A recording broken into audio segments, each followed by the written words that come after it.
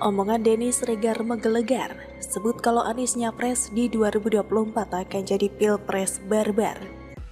Ditulis oleh tim redaksi jurnal dari berbagai sumber. FPI dan HTI sekarang sedang menyusun kekuatan dengan mengusung sebuah nama sebagai jagoan, yaitu Anies Baswedan.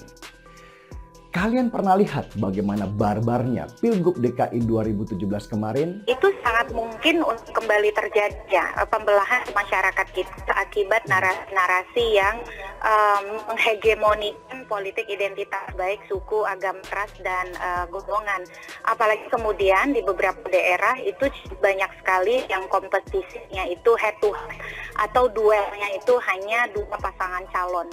Mengadu-adu emosi rakyat dengan identitas yang sangat standar mengenai perbedaan agama, perbedaan suku, etnik, dan sebagainya, itu menjadi sangat berbahaya bagi masa depan Indonesia. Negara ini dibangun dengan kultur yang berbeda, agama yang berbeda, itu adalah warisan para pendiri bangsa. Seperti yang saya sampaikan tadi, Anies misalnya. Memang kemarin, seperti Bang Hasan bilang, Anies ini kan cuma dicomot. Ya, dicomot oleh 212, kemudian diposisikan seolah-olah dia bagian dari 212. Padahal saya kenal Anies loh. Saya kenal Anies karena dia adalah deklarator Ormas Nasdem. Anies bukan orang yang seperti itu. Dia seorang nasionalis sebenarnya. Pegiat media sosial Denny Sregar menyebut apabila Anies Baswedan maju di Pilpres 2024, maka akan menjadi Pilpres terbarbar. Denny Sregar menyampaikan kalau Anies jadi diusung oleh partai dan jadi calon presiden di 2024, maka nanti akan alami pilpres yang terbarbar yang pernah terjadi.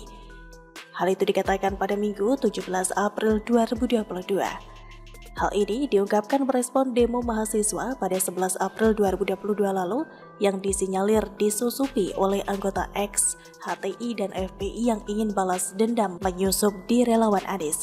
Selain itu, Denny Sregar juga berkata pada Pilgub DKI Jakarta 2017. Denny juga menyebut Pilpres 2024 menjadi ajang balas dendam HTI dan FPI ke Jokowi dan memungkinkan Pilpres 2024 akan lebih keras dari 2019. Denny menyampaikan hal yang ditakutkan bukan saja Pilpres 2024, namun bisa saja akan terjadi polarisasi yang kuat atas nama agama dan bisa saja kelompok moderat mulai bosan dan turun ke jalan, juga melakukan balas dendam kepada mereka yang merasa paling beriman. Anies Baswedan misalnya, Anies adalah simbol oposisi pemerintah saat ini. Dia sebentar lagi habis masa jabatannya sebagai Gubernur DKI Jakarta.